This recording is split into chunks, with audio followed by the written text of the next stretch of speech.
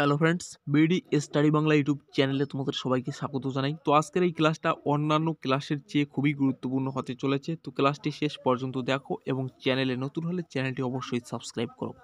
এবং এই footage cycle লক্ষ্য করে 1000 প্লাস, ঠিক আছে, 1000 প্লাস এমসিকিউ প্রশ্নপত্রের একটা পিডিএফ বানানো হয়েছে।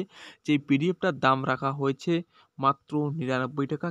কিন্তু এই পিডিএফটা এখন একদম বিনামূল্যে দেওয়া হচ্ছে। তোমরা কিভাবে পিডিএফটা বিনামূল্যে পাবে সেটা ভিডিওর শেষে বলা হবে।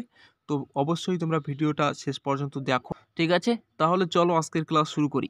দেখো, প্রথম প্রশ্ন, জ্ঞানপীঠ পুরস্কারের পুরস্কার মূল্য কত? ঠিক আছে, খুবই গুরুত্বপূর্ণ প্রশ্ন। তো জ্ঞানপীঠ পুরস্কারের পুরস্কার মূল্য হচ্ছে 5 লক্ষ টাকা। অপশন সি হচ্ছে সঠিক উত্তর, ঠিক আছে?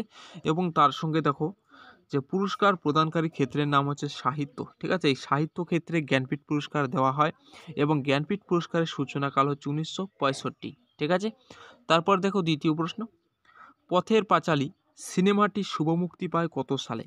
ঠিক আছে, খুবই গুরুত্বপূর্ণ প্রশ্ন। তো পথের পাঁচালী সিনেমাটি শুভমুক্তি পায় 1955 সালে, ঠিক আছে? Option D. তারপর দেখো 3 নম্বর প্রশ্ন, যে নিম্নের কোনটির সাথে মালহোত্রা কমিটি নিযুক্ত? ঠিক আছে, মালহোত্রা কমিটি নিযুক্ত হচ্ছে বীমা সংস্কারের সাথে। অপশন বি হচ্ছে সঠিক উত্তর। তারপর দেখো 4 নম্বর প্রশ্ন, যে ভারতের 10ম অর্থ কমিশনের চেয়ারম্যান কে ছিলেন? ভারতের 10ম অর্থ কমিশনের চেয়ারম্যান ছিলেন কেসি পন্থ এবং কেসি নিয়োগী হচ্ছে প্রথম অর্থ কমিশনের চেয়ারম্যান, ঠিক আছে? এবং তার সঙ্গে দেখো 10ম অর্থ কমিশনের প্রতিষ্ঠা বর্ষ হচ্ছে 1992, ঠিক আছে? এবং স্থায়িত্বকাল হচ্ছে 1995 থেকে 2000 সাল পর্যন্ত, মনে রাখবে। তারপর দেখো 5 নম্বর প্রশ্ন, যে সংসদের যৌথ অধিবেশনে সভাপতিত্ব করেন কে? স্পিকার, প্রধানমন্ত্রী, রাষ্ট্রপতি, এবং অপশনটি হচ্ছে উপরের সবকটি। তো সংসদের যৌথ অধিবেশনে সভাপতিত্ব করেন স্পিকার। অপশন এ হচ্ছে সঠিক উত্তর, ঠিক আছে? তারপর দেখো 6 নম্বর প্রশ্ন, বৈদ্যুতিক ক্ষমতা পরিমাপের জন্য নিম্নের কোন যন্ত্রটি ব্যবহার করা হয়? ঠিক আছে, তো অপশন আছে ভোল্টমিটার, ভিসোমিটার, ঠিক আছে? অপশন সি হবে ভোল্টামিটার এবং অপশন ডি ওয়াটমিটার, ঠিক আছে? তো বৈদ্যুতিক ক্ষমতা পরিমাপের জন্য ব্যবহার করা হয় ওয়াটমিটার। অপশন ডি হচ্ছে সঠিক উত্তর। এবং তার সঙ্গে দেখো অতিরিক্ত কিছু তথ্য, যে ভোল্টমিটারের সাহায্যে হচ্ছে বৈদ্যুতিক বিভব পরিমাপ করা হয়, ঠিক আছে? ভিসোমিটার হচ্ছে চোখের ফোকাস দৈর্ঘ্য পরিমাপের যন্ত্র এবং ভোল্টামিটার হচ্ছে পরোক্ষ উপায়ে বৈদ্যুতিক প্রবাহ পরিমাপের যন্ত্র। এবং তার সঙ্গে তোমাদের সবার উদ্দেশ্যে বলা, তোমরা যারা যারা এই 1000 এমসিকিউ প্রশ্নপত্রের ফ্রি পিডিএফ নিতে চাও, তোমরা ভিডিওটা অবশ্যই শেষ পর্যন্ত দেখো। ভিডিওর শেষে বলা হবে তোমরা কীভাবে ফ্রি পিডিএফটা পাবে, ঠিক আছে? তারপর দেখো 7 নম্বর প্রশ্ন, নিম্নের কোন রাজ্যে কোনো রেলপথ নেই? ঠিক আছে, বিহার, মেঘালয়, কর্ণাটক, এবং অপশন ডি উপরের কোনোটিই নয়। তো নিম্নের কোন রাজ্যে কোনো রেলপথ নেই? সঠিক উত্তর হচ্ছে অপশন বি, মেঘালয়, ঠিক আছে? মেঘালয় রাজ্যে কোনো রেলপথ নেই। তারপর দেখো 8 নম্বর প্রশ্ন, সাতপুরা তাপবিদ্যুৎ কেন্দ্র কোথায় অবস্থিত? সাতপুরা তাপবিদ্যুৎ কেন্দ্র মধ্যপ্রদেশে অবস্থিত। অপশন সি হচ্ছে সঠিক উত্তর, ঠিক আছে? তারপর দেখো 9 নম্বর প্রশ্ন, আর্যভট্ট উপগ্রহটি কোন উদ্দেশ্যে উৎক্ষেপণ করা হয়েছিল? ঠিক আছে, খুবই গুরুত্বপূর্ণ প্রশ্ন। তো উত্তর কী হবে দেখো, আর্যভট্ট উপগ্রহটি বৈজ্ঞানিক উদ্দেশ্যে উৎক্ষেপণ করা হয়, ঠিক আছে? বৈজ্ঞানিক উদ্দেশ্যে। এবং উৎক্ষেপণের তারিখ হচ্ছে 19/4/1975, ঠিক আছে? উৎক্ষেপণ কেন্দ্র হচ্ছে সোভিয়েত ইউনিয়ন এবং উৎক্ষেপণকারী রকেট হচ্ছে ইন্টার কসমস রকেট, ঠিক আছে? মনে রাখবে, ইন্টার কসমস রকেটের মাধ্যমে এই আর্যভট্ট উপগ্রহটি উৎক্ষেপণ করা হয়। তারপরে দেখো 10 নম্বর প্রশ্ন, নিম্নের কোন দিবসটি 30শে জানুয়ারি পালন করা হয়? ঠিক আছে, কোন দিবসটি 30শে জানুয়ারি পালন করা হয়? তো অপশন আছে বিশ্ব রক্ত দিবস, বিশ্ব পরিবেশ দিবস, বিশ্ব জনসংখ্যা দিবস এবং বিশ্ব কুষ্ঠ বিরোধী দিবস, ঠিক আছে?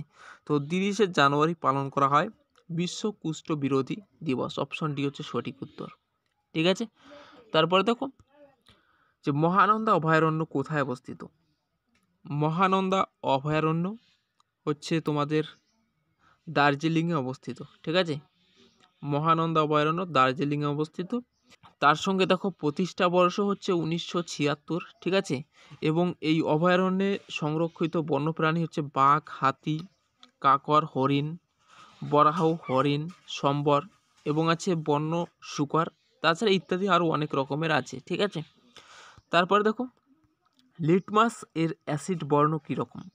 এই প্রশ্নটা কিন্তু খুবই গুরুত্বপূর্ণ প্রশ্ন, ঠিক আছে। লিটমাস এর অ্যাসিড বর্ণ কীরকম? অপশন আছে লাল, বেগুনি, নীল, হলুদ, ঠিক আছে। তো সঠিক উত্তর হবে লাল। লিটমাসের অ্যাসিড বর্ণ হচ্ছে লাল এবং স্বাভাবিক বর্ণ হচ্ছে বেগুনি এবং ক্ষার দ্রবণের বর্ণ হচ্ছে নীল, ঠিক আছে।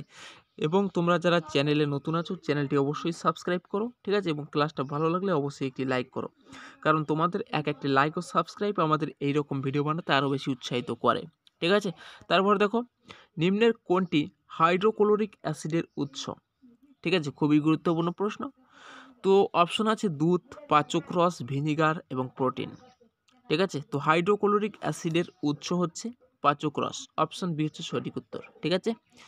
তারপর দেখো 14 নম্বর প্রশ্ন, যে চামড়া টান করতে এবং কালি প্রস্তুত করতে ব্যবহার করা হয় কোনটি? রজন, গোয়াত, ট্যানিন এবং উপরের সবকটি, অপশন ডি, ঠিক আছে। তো চামড়া টান করতে এবং কালি প্রস্তুত করতে ব্যবহার করা হয় ট্যানিন, ঠিক আছে, অপশন সি হচ্ছে সঠিক উত্তর, ট্যানিন। তারপর দেখো কটক কোন নদীর তীরে অবস্থিত? ঠিক আছে, কটক কোন নদীর তীরে অবস্থিত? গঙ্গা, রাইন, যমুনা নাকি মহানদী? তো সঠিক উত্তর হবে অপশন ডি, মহানদীর তীরে এই কটক শহর অবস্থিত, ঠিক আছে, অপশন ডি। তারপর দেখো নিম্নের কোনটি প্রোটোজোয়া ঘটিত রোগ? কালাজ্বর, গুটি বসন্ত, পোলিও নাকি জলবসন্ত? ঠিক আছে, তো প্রোটোজোয়া ঘটিত রোগ হচ্ছে কালাজ্বর এবং এই প্রোটোজোয়ার নাম হচ্ছে লেশমানিয়া, ঠিক আছে, লেশমানিয়া হচ্ছে প্রোটোজোয়ার নাম। তারপরে দেখো অর্ধবৃত্তাকার নালীর অবস্থান কোথায়? মধ্যকর্ণ, অন্তকর্ণ, গলবিল নাকি উপরের সবকটি? ঠিক আছে, তো অর্ধবৃত্তাকার নালীর অবস্থান হচ্ছে অন্তকর্ণ, অপশন বি হচ্ছে সঠিক উত্তর, ঠিক আছে, অন্তকর্ণ। এবং তার সঙ্গে দেখো অর্ধবৃত্তাকার নালীর কাজ হচ্ছে দেহের ভারসাম্য রক্ষা করা, ঠিক আছে, দেহের ভারসাম্য রক্ষা করা। তারপর দেখো 18 নম্বর প্রশ্ন, যে টিকটিকির গমন অঙ্গের নাম কি? ঠিক আছে, অপশন আছে পা, হাত, মাংসলপথ এবং টিউবফিট। তো টিকটিকির গমন অঙ্গের নাম হচ্ছে পা, ঠিক আছে, অপশন এ হচ্ছে সঠিক উত্তর, পা। তারপর দেখো লুসাই উপজাতি কোন রাজ্যে দেখা যায়?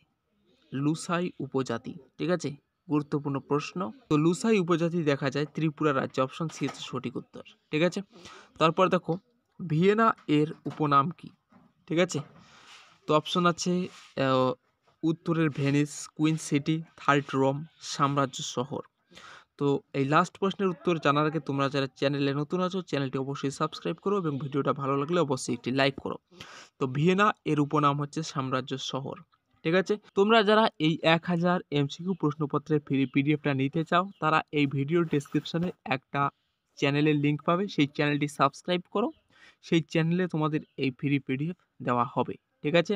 এবং তোমাদের এই 20টা এমসিকিউ প্রশ্নের মধ্যে কার কটা প্রশ্ন ঠিক হয়েছে সেটা তোমরা কমেন্ট বক্স অবশ্যই কমেন্ট করে জানাও। তো আজকের ক্লাস এই পর্যন্ত, দেখা হচ্ছে পরে এক নতুন ক্লাসে, ততক্ষণের জন্য ভালো থাকবেন, সুস্থ থাকবেন, ধন্যবাদ।